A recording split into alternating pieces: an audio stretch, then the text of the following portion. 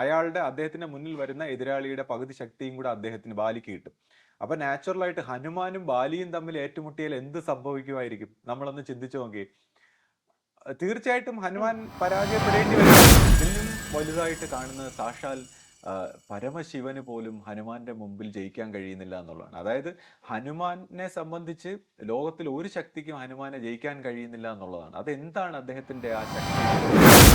ഹനുമാൻ സ്വാമി ഇത്രയും മഹത്തരമായിട്ടുള്ള അല്ലെങ്കിൽ മഹത്വവൽക്കരിച്ച ഒരു ജന്മമായിട്ടുള്ള ഹനുമാൻ സ്വാമികളാണ് നമ്മുടെ ഗുരുവിന്റെ ഒരു മഹിമ ആദ്യമായിട്ട് നമ്മുടെ പരമ്പരയെ ബോധിപ്പിക്കുന്നത്, പരമ്പരയ്ക്ക് പറഞ്ഞു കൊടുക്കുന്നത്. ഇത് ഗുരുവാണ്, ഈ ഗുരുവിനെ എങ്ങനെ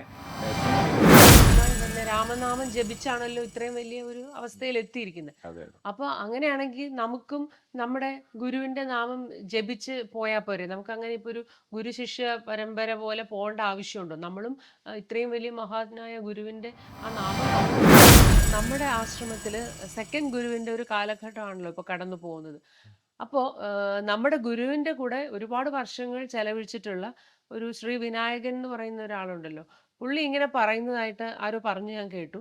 അതായത് ഇപ്പൊ നമ്മുടെ ആശ്രമത്തിൽ നടക്കുന്ന പോലെ, അതായത് ഗുരു ശിഷ്യ പരമ്പരയായിട്ട് ഇത് പോകേണ്ട കാര്യമൊന്നുമില്ല, ഒരു സെക്കൻഡ് ഗുരുവിന്റെ ഒന്നും ആവശ്യമൊന്നുമില്ല. ഗുരു ആദിസങ്കല്പത്തിൽ ലയിക്കുന്ന ആ രാത്രി, ആ ദിവസം ഞാൻ ഗുരുവിനെ ചെന്ന് കാണുന്നതും ഗുരു എൻ്റെ കരങ്ങളെല്ലാം പിടിച്ച് എന്നോട് കുറച്ചു നേരം ചിരിച്ചുകൊണ്ട് സംസാരിച്ച് പിന്നെ പല കാര്യങ്ങളും എനിക്കിങ്ങനെ പറഞ്ഞു തരികയും. സദ്ഗുരുവേ ശരണം. എല്ലാവർക്കും ലൈഫ് ഡിവൈൻ്റെ പുതിയ എപ്പിസോഡിലേക്ക് സ്വാഗതം. ഇപ്പൊ കഴിഞ്ഞ വീഡിയോയില് ഏതോ ജന്മകൽപ്പനയിൽ ഒരു നിമിഷം, ഈ ഒരു നിമിഷം എന്നൊക്കെ പറഞ്ഞൊരു പ്രണയഗാനമൊക്കെയാണ് ശ്രീ പാടിയത്. അതിനെക്കുറിച്ച് ഒരു പരാതിയും വന്നു. അപ്പൊ എനിക്ക് പറയാനുള്ളത് എന്താന്ന് വെച്ചാൽ, ഇപ്പൊ ശ്രീ പറയും ഒരു നിമിഷം, ഈ ഒരു നിമിഷം എല്ലാം ശരിയാവും, അല്ലെങ്കിൽ അങ്ങനെയുള്ള കാര്യങ്ങൾ പറഞ്ഞാൽ അതെങ്ങനെ നമുക്ക് അംഗീകരിക്കാൻ പറ്റും? കാരണം നമ്മളെ സംബന്ധിച്ച് ഇപ്പൊ നമ്മുടെയൊക്കെ ജീവിതം എന്ന് പറഞ്ഞാൽ വളരെ കലുഷിതമായ കാര്യങ്ങളും വലിയ പ്രശ്നങ്ങളും ഒക്കെയാണ് നമുക്കുള്ളത്. അപ്പൊ നമുക്ക് വേണ്ടത് ഒരു സോളിഡ് ആയിട്ടുള്ള സൊല്യൂഷൻ ആണ്. അപ്പം ഒരു നിമിഷം, ഈ ഒരു നിമിഷം എന്ന് പറഞ്ഞാൽ അത് നമുക്ക് അത്രയ്ക്ക് അങ്ങ് ഉൾക്കൊള്ളാൻ പറ്റുന്നില്ല. അപ്പം ശ്രീ അതിനുള്ള ഒരു നല്ലൊരു സൊല്യൂഷൻ തരും, ഒരു സോളിഡ് സൊല്യൂഷൻ, ശാശ്വതമായ ഒരു പരിഹാരം. ശാശ്വതമായ പരിഹാരം. ഇപ്പോൾ ഒരു നിമിഷം ആണ് പ്രശ്നമെങ്കിൽ നമുക്ക് സമ്പൂർണമായ ഒരു സൊല്യൂഷനിലേക്ക് വന്നു കളയാം. അടുത്ത ഗാനം പിടിച്ചോളൂ. അതായത് കൽപ്പാന്തകാലത്തോളം കാതരേ നീയൻ മുന്നിൽ കൽഹാരഹാരവുമായി നിൽക്കും, കല്യാണരൂപനാകും കണ്ണന്റെ കരളിനെ കവർന്ന രാധികയെ പോലെ, കവർന്ന രാധികയെ പോലെ. പാട്ടൊക്കെ കൊള്ളാം, പക്ഷെ ഇപ്പൊ ഒരു നിമിഷം പോരാന്ന് പറഞ്ഞപ്പം കൽപ്പാന്തമായി. ഒന്നുകിൽ ഇങ്ങറ്റം അല്ലെങ്കിൽ അങ്ങറ്റം. നമുക്ക് ഒരു നിമിഷം വേണ്ട, നമുക്ക് കൽപ്പാന്തം വേണ്ട, നമുക്ക് കുറച്ച് ഷോർട്ട് പീരീഡിലുള്ള കാര്യങ്ങൾ പറയാം. അതിനകത്തൊരു സീക്രട്ട് ഉണ്ട്. ഇപ്പൊ ഈ ഒരു നിമിഷത്തിൽ കൂടി കയറി അങ്ങ് കൽപ്പാന്തത്തിലേക്ക്, അല്ലെങ്കിൽ ഇവിടെ നമ്മൾ ഉദ്ദേശിക്കുന്നത് എന്താന്ന് വെച്ചാൽ, ഇപ്പൊ ഈ പ്രണയഗാനം സെലക്ട് ചെയ്യുന്നത് എല്ലാരെയും നമ്മൾ പ്രണയത്തിലേക്ക് പ്രോത്സാഹിപ്പിക്കാനല്ല. ഇപ്പൊ നമ്മൾ ശ്രദ്ധിച്ചു കഴിഞ്ഞാൽ അറിയാം, നമ്മുടെയൊക്കെ ജീവിതത്തിൽ ഇപ്പൊ ഈ പ്രണയം എന്ന് പറയുന്ന മനുഷ്യർക്ക് റിലേറ്റ് ചെയ്യാൻ പറ്റുന്ന ഒരു കാര്യമാണ്. ഇപ്പൊ നമ്മൾ പ്രണയം എന്ന് പറയുന്ന ഒരു സ്റ്റേറ്റിലേക്ക് വരുമ്പോൾ ഇപ്പൊ നമ്മൾ ശ്രദ്ധിച്ചു കഴിഞ്ഞാൽ അറിയാം, എല്ലാ നല്ല ഗുണങ്ങളും ഉണ്ടാവുകയാണ്. അതായത് പരസ്പരം സഹിക്കുകയും ക്ഷമിക്കുകയും എന്തിനും ഒരു സാക്രിഫൈസും ഒരു സമാധാനവും ശാന്തിയും എല്ലാം ഉണ്ടാവുന്നു. അപ്പൊ നമ്മളത് ശ്രദ്ധിച്ചു കഴിഞ്ഞാൽ നമ്മുടെ ആ ഹൃദയത്തിന്റെ ആ ഡിവൈൻ ആയിട്ടുള്ള ഒരു സ്റ്റേറ്റിന്റെ അടുത്തേക്ക് നമ്മൾ മൈൻഡിലൂടെ ചെല്ലുമ്പോഴാണ് ഈ പറയുന്ന ആ ഒരു ഡിവൈൻ സ്റ്റേറ്റിന്റെ ഗുണങ്ങൾ നമുക്ക് കിട്ടുകയാണ്. അപ്പൊ അതുകൊണ്ടാണ് ഈ എല്ലാം ക്ഷമിക്കുകയും സഹിക്കുകയും ഈ എല്ലാത്തിലും നല്ലത് കാണാനൊക്കെ ഉള്ള ഒരു ക്വാളിറ്റീസ് ഉണ്ടാവുന്നത്. അപ്പം ആ പ്രണയത്തിലൂടെ പഠിച്ച് നമ്മുടെ ആ ഡിവൈൻ ഹാർട്ടിന്റെ സെന്ററിലേക്ക് എത്തിക്കാൻ വേണ്ടിയാണ് നമ്മൾ ഈ ഒരു പ്രണയഗാനം സെലക്ട് ചെയ്തത്.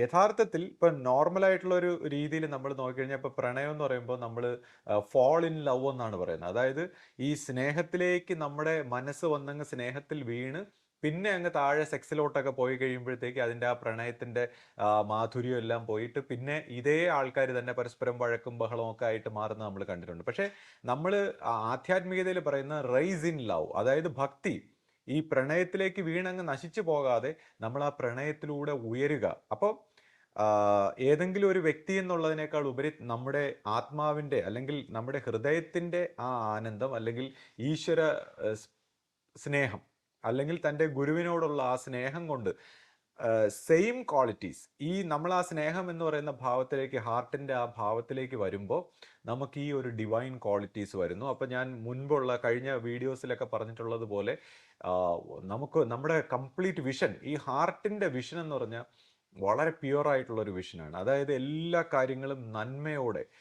സ്നേഹത്തോടെ, സമാധാനത്തോടെ കാണാനുള്ളൊരു കഴിവ്, ജീവിതത്തിനൊരു പുതിയ അർത്ഥം, ജീവിതത്തിനൊരു സന്തോഷം. എന്താ പറയുക, നമ്മൾ ഇത്രയും പ്രശ്നപൂരിതമായിട്ടുള്ള ഒരു അവസ്ഥയിൽ കാണുന്ന സെയിം ലോകത്തെ മറ്റൊരു അനുഭൂതിയിൽ, മറ്റൊരു ശാന്തിയിൽ, സന്തോഷത്തിൽ കാണാനുള്ള ഒരു കാഴ്ച. അപ്പോൾ ഈ ഒരു ഹൃദയത്തിലേക്ക് എത്താനും അതിൻ്റെ ഒരു ഉണർവും ഊർജവും, അപ്പോൾ എന്താ പറയുന്നത്, നമ്മൾ ആ ഹാർട്ടിൻ്റെ അടുത്തേക്ക് എത്തുമ്പോൾ നമുക്കുണ്ടാവുന്ന ആ ഒരു എന്തൂസിയാസം, നമുക്കുണ്ടാവുന്ന ഉണർവ്, ആ ഓജസ്, ആ ശാന്തി, അപ്പോൾ ഇതാണ് എല്ലാ പ്രശ്നങ്ങളുടെയും സൊല്യൂഷൻ. അപ്പൊ ഇത് എന്തുകൊണ്ടാണ് ഈ ഒരു നിമിഷത്തെക്കുറിച്ച് പറഞ്ഞത്? ഇത് നമ്മൾ ഈ അവർ ഗ്ലാസിന്റെ കാര്യം പറഞ്ഞതുപോലെയാണ്. ഈ അവർ ഗ്ലാസിന്റെ ഒരു ഷേപ്പ് ഉണ്ടല്ലോ, അതായത് ഇങ്ങനെ വന്ന് ഇവിടെ ഒരു നിമിഷം ഏറ്റവും ഷോർട്ടായിട്ട് അടുത്തത് വികസിക്കുന്നു. അപ്പം നമ്മുടെ ഈ മൈൻഡിന്റെ ലോകത്തിലും നമുക്ക് അനന്തമായിട്ടുള്ള ലൈഫായിട്ട് തന്നെ തോന്നുകയാണ്. പ്രശ്നപൂരിതമായി ജന്മങ്ങളും ജന്മാന്തരങ്ങളുമായിട്ട് മൈൻഡിന്റെ ഈ ലോകത്തിൽ അനന്തമായിട്ട് കിടക്കുമ്പോൾ അതേ മൈൻഡിനെ നമ്മൾ ചുരുക്കി ചുരുക്കി പാസ്റ്റും ഫ്യൂച്ചറും പ്രസന്റും ഒക്കെ ഉള്ളതായിട്ടുള്ള അവസ്ഥയിൽ നിന്ന് നമ്മൾ ചുരുക്കി ഇതിനെ ഈ ഒരു നിമിഷത്തിൽ കൊണ്ടുവന്ന് ആ ഒരു നിമിഷത്തിൽ ആ അവർ ഗ്ലാസിന്റെ ആ ഷോർട്ട് സ്ഥലത്തൂടെയും കയറി ഇറ്റേണൽ ആയിട്ടുള്ള, അനന്തമായിട്ടുള്ള, കൽപ്പാന്തമായിട്ടുള്ള ആ ഒരു അനന്തതയിലേക്ക് എടുത്ത് ചാടുക. അപ്പോൾ ആക്ച്വലി ഈ മൊമെന്റിൽ, ഈ നിമിഷത്തിലേക്ക് നമ്മൾ മെഡിറ്റേറ്റീവായിട്ടും നമ്മുടെ ആ പ്രസന്റ് മൊമെന്റിലേക്ക് മനസ്സിനെ കൊണ്ടുവന്ന് നമ്മൾ ഇറ്റേണിറ്റിയിലേക്ക്, അതായത് ഒരു നിമിഷത്തെ അറിഞ്ഞാൽ അനന്തത അറിഞ്ഞു എന്നാണ് പറയുന്നത് ആധ്യാത്മികമായി. അപ്പോൾ ഈ ഒരു നിമിഷത്തിലൂടെ നമ്മൾ അനന്തതയിലേക്ക് പെനിട്രേറ്റ് ചെയ്യുന്ന ഒരു വഴി എന്നുള്ള അർത്ഥത്തിലാണ് നമ്മൾ ഈ ഒരു കാര്യങ്ങളെല്ലാം പറയുന്നത്. അപ്പോൾ ഈ ഭക്തിഭാവന അല്ലെങ്കിൽ ഗുരു ഭക്തി കൊണ്ട്, അല്ലെങ്കിൽ സ്നേഹം കൊണ്ട്, അല്ലെങ്കിൽ ഈ ഒരു അവയർനെസ് കൊണ്ട് ഇതിലേക്കൊക്കെ എങ്ങനെ കടക്കാമെന്നൊക്കെയുള്ള ഒരു വിഷയങ്ങളെ കുറിച്ചാണ് നമ്മൾ ഈ സംസാരിക്കുന്നത്, ചർച്ച ചെയ്യുന്നത്. അപ്പോൾ ഈ ഭക്തിഭാവനയെക്കുറിച്ച് പറഞ്ഞപ്പോൾ ഞാനിപ്പോൾ ഒരു കാര്യം ഓർക്കുകയാണ്. അതായത് ഭഗവാൻ ശ്രീകൃഷ്ണനോട് അദ്ദേഹത്തിന്റെ പത്നിമാരെല്ലാം കൂടെ ഇങ്ങനെ ഒരു ചോദ്യം ചോദിക്കുന്നുണ്ട്, ആരാണ് ഏറ്റവും വലിയ ഭക്ത? അപ്പോൾ അവരിൽ ആരെങ്കിലും ആയിരിക്കുമോ എന്നുള്ള ഒരു രീതിയിൽ ചോദിക്കുമ്പോൾ ശ്രീകൃഷ്ണൻ പറയും, അത് ഹനുമാനാണ് ഏറ്റവും വലിയ ഭക്തൻ. അപ്പോൾ ഈ ഭക്തിയുടെ ഒരു വിഷയം സംസാരിക്കുമ്പോൾ നമ്മൾ ഹനുമാനെ കുറിച്ചും കൂടെ കുറച്ച് കാര്യങ്ങൾ പറയാനായിട്ട് ഷെയർ ചെയ്യാമെന്ന് വിചാരിക്കുന്നു. കാരണം ഹനുമാൻ നമ്മുടെ ആശ്രമത്തെക്കുറിച്ച് ചിന്തിക്കുമ്പോൾ ഗുരുവുമായിട്ട് വലിയ ഒരു ബന്ധമുണ്ട്. ഇപ്പോൾ നമ്മുടെ ആശ്രമത്തിൽ ഗുരുവിൻ്റെ ആദ്യകാലത്ത് ഗുരുവിനെ ആരും അറിയപ്പെടാതിരുന്ന, അധികമൊന്നും അറിയപ്പെടാതിരുന്ന സമയത്ത് ശിഷ്യ സമൂഹത്തിന് ഈ ഹനുമാനിൽ നിന്നാണ് ഇങ്ങനെ ഒരു ഗുരുവിനെ കുറിച്ചുള്ളൊരു ഇൻഫർമേഷൻ ഉണ്ടാകുന്നത്. അപ്പോൾ അതിനെക്കുറിച്ച് ഞാൻ പിന്നീട് സംസാരിക്കും. നേരത്തെ വീഡിയോയിൽ ഞാൻ സംസാരിച്ചിട്ടുണ്ട്. നമ്മുടെ വീഡിയോസൊക്കെ എടുത്ത് കാണുന്നവർക്ക് അത് പോയി പരിശോധിക്കാം. അപ്പോൾ എന്തായാലും ഈ ഭക്ത ഹനുമാനെ കുറിച്ച്, അതായത് ഭക്ത ശിരോമണിയായിട്ടുള്ള ഹനുമാൻ സ്വാമികളെ കുറിച്ച് എപ്പോഴും സംസാരിക്കുന്നത് അത് വളരെ ഒരു അറിവും നമുക്കൊരു ശാന്തിയും ഒരു ഉണർച്ചയും എല്ലാം തരുമെന്ന് ഞാൻ പ്രതീക്ഷിക്കുന്നു. കൂടാതെ ഇപ്പോൾ ഈ പറയുന്ന കാര്യങ്ങൾ, അത് കഥയാവട്ടെ ചരിത്രമാവട്ടെ, എന്തായാലും അതിന് വളരെ പ്രസക്തിയുണ്ട്. കാര്യം നമുക്ക് ഒരു ഭക്തി സ്വഭാവത്തിൽ അല്ലെങ്കിൽ ഒരു ആധ്യാത്മിക ജീവിതത്തിൽ പരിണമിക്കുന്നവരെ സംബന്ധിച്ച് ഇതിന് വളരെയധികം പ്രസക്തി ഉള്ളത് കൊണ്ടാണ് ഞാനിപ്പോൾ ഈ ഒരു കാര്യങ്ങൾ, അപ്പോൾ അത് കഥയായിട്ടോ ചരിത്രമായിട്ടോ ഏത് രീതിയിൽ നിന്ന് നമുക്ക് അതിനെ ഇൻ്റർപ്രറ്റ് ചെയ്യാം. ഏതായാലും നമ്മളിപ്പോൾ ഹനുമാൻ സ്വാമികളെ കുറിച്ച് പറയുമ്പോൾ അദ്ദേഹം ഒരു ചിരഞ്ജീവി ആയിട്ടാണ്, അല്ലെങ്കിൽ അദ്ദേഹം ഒരു ഇറ്റേണൽ ആയിട്ടുള്ള ഒരു സ്റ്റേജിലാണ്, അല്ലെങ്കിൽ ടൈംലെസ് ആയിട്ടുള്ള ഒരു സ്റ്റേജിൽ എത്തിയ ഒരു മഹാത്മാവായിട്ടാണ് നമ്മൾ കണ്ടുവന്നിരിക്കുന്നത്. അപ്പോൾ ഹനുമാൻ സ്വാമിയുടെ മഹത്വത്തെക്കുറിച്ച് പറയുമ്പോൾ അദ്ദേഹം നാമം ജപിച്ചുകൊണ്ട് എത്ര ഉയരത്തിലെത്തി എന്നുള്ളതാണ്. അതായത് ഭക്തന് ഗുരുവിൽ വരും പരമൈക്യം എന്നുള്ള രീതിയിൽ ഈശ്വരനുമായിട്ട് അത്രമാത്രം ലയനത്തിലെത്തിയ ഒരു മഹാത്മാവാണ്. അപ്പോൾ അദ്ദേഹത്തിന്റെ വലിപ്പം ത്തെക്കുറിച്ച് പറയുമ്പോൾ അദ്ദേഹം നമ്മൾ ഈ പുരാണ ഇതിഹാസങ്ങളും ചരിത്രങ്ങളൊക്കെ എടുത്ത് നോക്കുമ്പോൾ അദ്ദേഹം ആരുടെ മുന്നിലും തോറ്റിട്ടില്ല എന്നുള്ളതാണ്. അപ്പൊ ഈ ഭക്തൻ ആരുടെ മുന്നിലും തോൽക്കാതിരിക്കാൻ തക്കവണ്ണം എന്താണ് അദ്ദേഹത്തിന്റെ മഹത്വം, അല്ലെങ്കിൽ എന്താണ് അദ്ദേഹത്തിന്റെ ആ ശക്തി, അതിനെക്കുറിച്ച് നമുക്കൊന്ന് പഠിക്കാം. ഇപ്പോൾ ബാലിയെക്കുറിച്ച് നമ്മൾ ബാലിയുടെ ചരിത്രവും കഥയെല്ലാം കേട്ടിട്ടുണ്ട്. അപ്പോൾ ബാലി ഭയങ്കര പരാക്രമശാലിയാണ്. അദ്ദേഹത്തിന്റെ മുമ്പിൽ ആര് ചെല്ലുന്നോ അതിന്റെ പകുതി ശക്തി അദ്ദേഹത്തിന് കിട്ടും. അദ്ദേഹത്തിന്റെ മുന്നിൽ വരുന്ന എതിരാളിയുടെ പകുതി ശക്തിയും കൂടെ ബാലിക്ക് കിട്ടും. അപ്പൊ നാച്ചുറലായിട്ട് ഹനുമാനും ബാലിയും തമ്മിൽ ഏറ്റുമുട്ടിയാൽ എന്ത് സംഭവിക്കുമായിരിക്കും? നമ്മളൊന്ന് ചിന്തിച്ചു നോക്കി. തീർച്ചയായിട്ടും ഹനുമാൻ പരാജയപ്പെടേണ്ടി വരില്ലേ അല്ലെ? കാര്യം പകുതി ശക്തി ബാലിക്ക് കിട്ടുകയാണ്. ഈ ബാലി എന്ന് പറഞ്ഞാൽ എത്ര പരാക്രമശാലിയാണ്. ആ കാലത്തെ ഏറ്റവും വലിയ ഒരു പ്രഭാവശാലിയായിട്ടുള്ള രാവണനെയൊക്കെ പിടിച്ച് ചവിട്ടി അരച്ച് കളഞ്ഞ അയ്യോ വ്യക്തിയാണ്. അതായത് രാവണനൊക്കെ പിന്നെ അവസാനം ജീവനും കൊണ്ട് ഓടി രക്ഷപ്പെടുകയാണ് ചെയ്തത് ബാലിയുടെ മുമ്പിൽ. അത്രയ്ക്ക് പരാക്രമശാലിയാണ്. ഒരു ദിവസം ഇങ്ങനെ ഹനുമാൻ സ്വാമികൾ ധ്യാനത്തിൽ ഇരിക്കുമ്പോൾ, അല്ലെങ്കിൽ രാമനാമം ജപിച്ചുകൊണ്ടിരിക്കുമ്പോൾ ബാലി അതുവഴി വരികയാണ്. അപ്പൊ ബാലി വരുമ്പോൾ തന്നെ ഈ വരുന്ന സ്ഥലങ്ങളിലുള്ള മരങ്ങളെല്ലാം പിഴുതെറിയുകയാണ്. കാര്യം അദ്ദേഹത്തിന് ഈ വളഞ്ഞു തിരിഞ്ഞൊന്നും പോകാൻ വയ്യ. മരം അദ്ദേഹത്തിന്റെ മുമ്പിൽ ഇരുന്നാൽ അതൊക്കെ പിഴുതെറിഞ്ഞു കളയും. എന്നിട്ട് അദ്ദേഹം അട്ടഹസിക്കുന്ന, ആരുണ്ട് തന്നെ എന്നെ തോപ്പിക്കാൻ എന്നൊക്കെ ഉള്ള രീതിയിലാണ് വരുന്നത്. അപ്പൊ ഹനുമാൻ സ്വാമികളുടെ അടുത്ത് എത്തുന്നതും ആ, ആ, ഹനുമാൻ സ്വാമികൾ ഇങ്ങനെ അദ്ദേഹത്തെ വണങ്ങിക്കൊണ്ട് പറയും, അങ്ങയേക്കാൾ പരാക്രമശാലിയായി ഈ ലോകത്ത് ആരും തന്നെ ഇല്ല. പക്ഷെ അങ്ങ് എന്തിനാണ് ഈ ഇതെല്ലാം വിളിച്ചു പറഞ്ഞുകൊണ്ട് നടക്കുന്നത്? അങ്ങ് ഏറ്റവും ശ്രേഷ്ഠനായ വ്യക്തി തന്നെയാണ് തീർച്ചയായിട്ടും. അപ്പോൾ ബാലി പറയും, നീയൊക്കെ എൻ്റെ മുമ്പിൽ വരും തുച്ഛനായ ഒരു വ്യക്തിയാണ്. അപ്പോൾ ഹനുമാൻ സ്വാമികൾ തീർച്ചയായിട്ടും അങ്ങ് ഇത്രയും വലിയ പരാക്രമശാലി. കാര്യം ഹനുമാൻ സ്വാമികളെ സംബന്ധിച്ച് അദ്ദേഹത്തിന്റെ വലിപ്പത്തെക്കുറിച്ച് ഒരിക്കലും അദ്ദേഹം ചിന്തിക്കുന്നില്ല എന്നുള്ളതാണ്. അത് അദ്ദേഹം അതിനെക്കുറിച്ച് ബോധവാനേ അല്ല.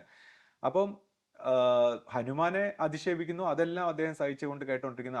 അത് അദ്ദേഹം പറയുന്നു, നിന്റെ നാഥനായ രാമനും ഒന്നും എൻ്റെ മുമ്പ് ഒന്നുമല്ല, രാമനല്ല ഇനി ആര് വന്നാലും ഈ ലോകത്ത് എന്നെ തോപ്പിക്കാൻ ആരുമില്ല എന്നൊക്കെ പറയുമ്പോൾ ഇത് കേൾക്കുന്നതും ഹനുമാൻ സ്വാമികൾ കോപാകുലനാവുകയും അദ്ദേഹം, എന്നാ പിന്നെ അതൊന്ന് കാണണമല്ലോ, രാമനേക്കാൾ ശ്രേഷ്ഠനാണ് താങ്കളെങ്കിൽ നമുക്കതൊന്ന് കാണണം എന്ന് പറഞ്ഞ് പരസ്പരം യുദ്ധത്തിലേക്ക് ഏർപ്പെടുകയാണ്.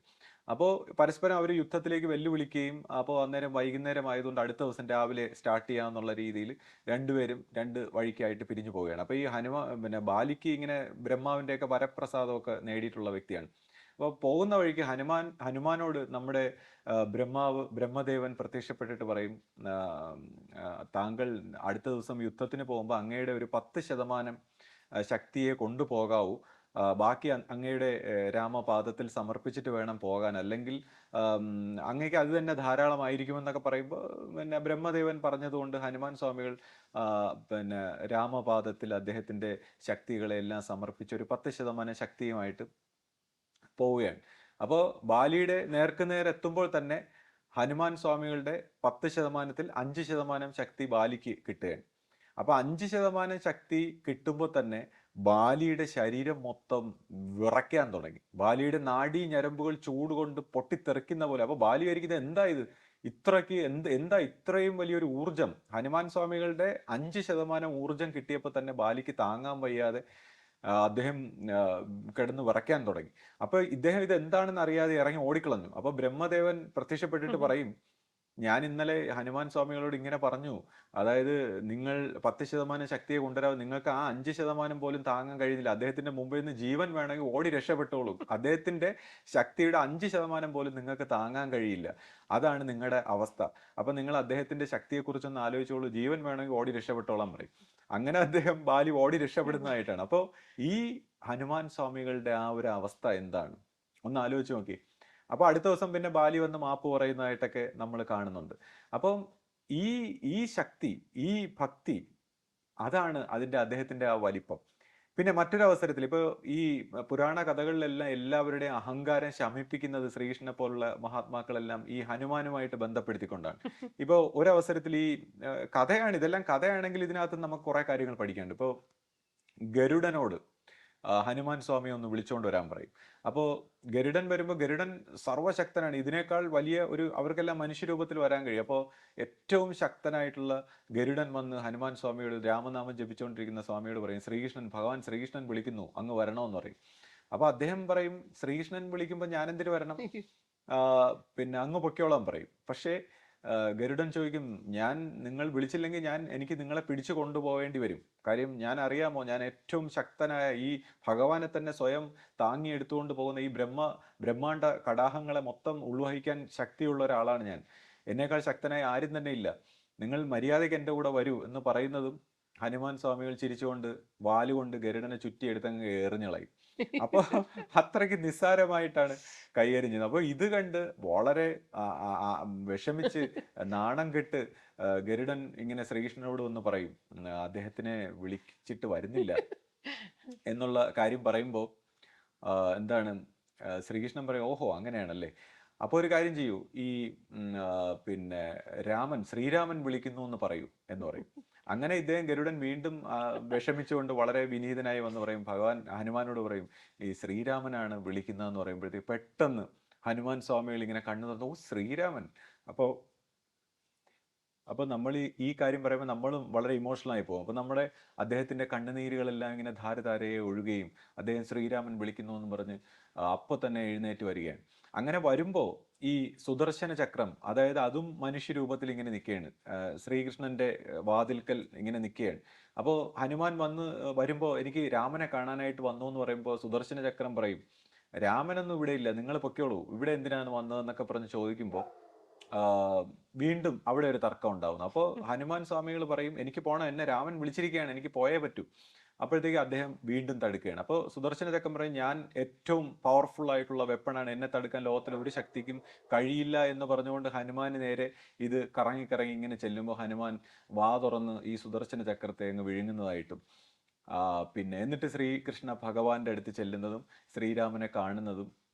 അപ്പോൾ അവിടെ വെച്ച് പിന്നെ ജാംബവതി ഏറ്റവും സുന്ദരി, ജാംബവതിയാണ് സത്യഭാമയാണെന്ന് തോന്നുന്നു, സത്യഭാമ താനാണ് ഏറ്റവും സുന്ദരിയും അതുകൊണ്ട് തന്നെ തന്നോടാണ് ഭഗവാൻ ഏറ്റവും ഇഷ്ടവും എന്നൊക്കെ ധരിക്കുന്ന ഒരു അഹങ്കാരമുണ്ട്. അപ്പോഴത്തേക്ക് ഹനുമാൻ വരുമ്പോഴത്തേക്ക് നമ്മുടെ ശ്രീകൃഷ്ണൻ ഇങ്ങനെ പിന്നെ സത്യഭാമയെ അങ്ങോട്ട് കാണിക്കുമ്പോൾ സത്യഭാമയെ നോക്കിയിട്ട് ഹനുമാൻ ചോദിക്കും, ഇത് ആരാണ് ഈ ദാസി, സീതാദേവി എവിടെ എന്നിങ്ങനെ ചോദിക്കുന്നതും അതോടുകൂടി സത്യഭാമയുടെ ഈ പറയുന്ന അഹങ്കാരം പോകുന്നതായിട്ടും, അതായത് പിന്നെ രുക്മിണി ദേവിയെ കാണുമ്പോൾ സീതയായിട്ട് ഹനുമാൻ സ്വാമികൾ വണങ്ങുന്നതൊക്കെ നമ്മൾ കാണാം. അതായത് എല്ലാവരുടെയും അഹങ്കാരം ഈ ഭക്ത ഹനുമാനെ കൊണ്ടാണ് തീർക്കുന്നത്. അതിനുശേഷം പിന്നെ സുദർശന ചക്രത്തെ സ്വതന്ത്രമാക്കുന്നത്, അവസാനം സുദർശന ചക്രത്തിന്റെയും ഈ പറയുന്ന ഗരുഡന്റെ എല്ലാം അഹങ്കാരം തീർന്നതായിട്ടും കാണുന്നുണ്ട്. ഇനി ഇതിലും വലുതായിട്ട് കാണുന്ന സാക്ഷാൽ പരമശിവന് പോലും ഹനുമാന്റെ മുമ്പിൽ ജയിക്കാൻ കഴിയുന്നില്ല എന്നുള്ളതാണ്. അതായത് ഹനുമാനെ സംബന്ധിച്ച് ലോകത്തിൽ ഒരു ശക്തിക്കും ഹനുമാനെ ജയിക്കാൻ കഴിയുന്നില്ല എന്നുള്ളതാണ്. അതെന്താണ് അദ്ദേഹത്തിന്റെ ആ ശക്തിയുടെ രഹസ്യം? അപ്പോൾ ഒരു സമയത്ത് ഈ പിന്നെ ശ്രീരാമന്റെ അശ്വമേധ യാഗത്തിലെ ഈ കുതിരയുമായിട്ട് സൗത്ത് ഇന്ത്യയിലോട്ടൊക്കെ വരുമ്പോൾ വീരമണി എന്ന് പറയുന്ന ഒരു രാജാവ് ഇതിനെ തടുക്കുകയും, അദ്ദേഹം വളരെ ശിവഭക്തനാണ്. അപ്പൊ ശിവന്റെ നിന്ന് വരം വാങ്ങിച്ചിട്ടുണ്ട്, ഏത് ദുരവസ്ഥയിലും അദ്ദേഹത്തെ പ്രൊട്ടക്ട് ചെയ്യാം എന്ന് ശിവൻ പറഞ്ഞിട്ടുണ്ട്. അപ്പോൾ ഇത് തടുക്കുമ്പോൾ ഈ ശത്രുഘ്നും അദ്ദേഹത്തിന്റെ മകനും എല്ലാം കൂടെ ഇതിനെ എതിർക്കുമ്പോൾ ശിവന്റെ കിങ്കരന്മാരായിട്ടുള്ള വീരഭദ്രനും നന്ദിയും എല്ലാം കൂടെ വന്ന് ഈ ശത്രുഘ്നെ ബോധക്ഷയമാക്കി ശത്രുഘ്ന്റെ മകനെ വധിക്കുന്നു. അപ്പൊ ഇതെല്ലാം കാണുമ്പോൾ ഹനുമാൻ വളരെ വിഷമിച്ചുകൊണ്ട് ഹനുമാൻ ചാടിയിറങ്ങുകയാണ്. അപ്പോൾ ഒറ്റയടിക്ക് ഈ വീരഭദ്രനെയും നന്ദിയൊക്കെ ഹനുമാൻ ഒറ്റയടിക്ക് ദൂരെ എറിയുകയാണ്. അപ്പൊ ഇത് കണ്ട് ശിവൻ കണ്ണു തുറന്നു. സാധാരണക്കാരനെ ആർക്കും വീരഭദ്രനെ ഒന്നും ചെയ്യാൻ പോലും കഴിയില്ല. പക്ഷെ ഹനുമാന്റെ ഭക്തി, ആ ഭക്തി കൊണ്ട് ഇതെല്ലാം കഴിയുന്നു എന്നുള്ള രീതിയിൽ അവസാനം ശിവന് തന്നെ നേരിട്ട് വരേണ്ടി വരുന്നു. അതായത് ശിവന് ഈ വാക്ക് കൊടുത്തു പോയതുകൊണ്ട് നേരിട്ട് വന്ന് ചെയ്യേണ്ടി വരുന്നു. അപ്പോൾ അവിടെ ശിവൻ നേരിട്ട് വരുമ്പോഴും ഹനുമാൻ പറയുന്നു, ഭഗവാനെ എനിക്ക് വേറെ വഴിയില്ല, എൻ്റെ രാമന്റെ വാക്ക് എനിക്ക് പാലിച്ചേ പറ്റൂ, എൻ്റെ പിന്നെ ഗുരുവിന്റെ വാക്ക് എനിക്ക് പാലിക്കണം എന്ന് പറഞ്ഞ് യുദ്ധം ചെയ്യുകയും.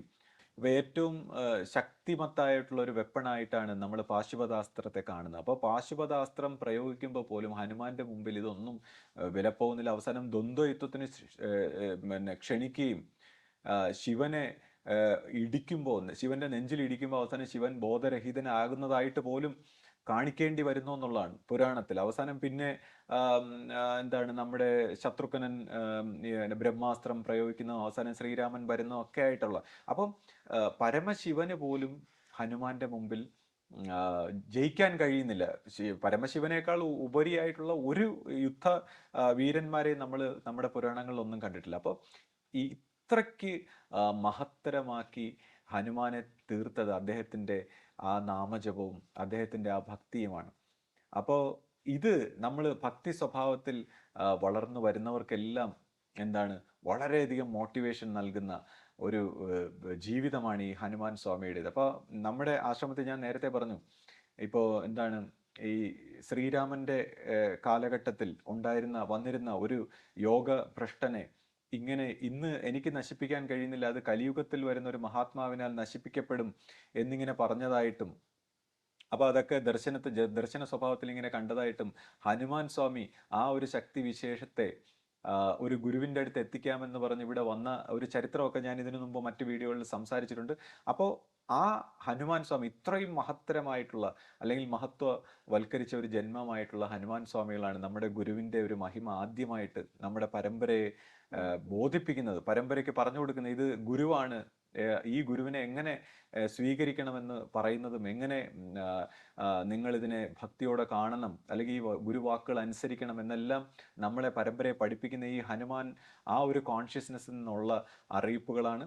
അതിനുശേഷം ഗുരു ആ മഹാ ആത്മാവിന് എത്ര വലിയ സ്ഥാനവും എത്ര വലിയൊരു പൊസിഷനുമാണ് ആശ്രമത്തിൽ അല്ലെങ്കിൽ പിന്നെ സങ്കല്പിച്ച് അല്ലെങ്കിൽ ആശ്രമത്തിൽ അതിനെ കാണുന്നതെന്നൊക്കെയുള്ളത് നമ്മൾ കേട്ടിട്ടുണ്ട്.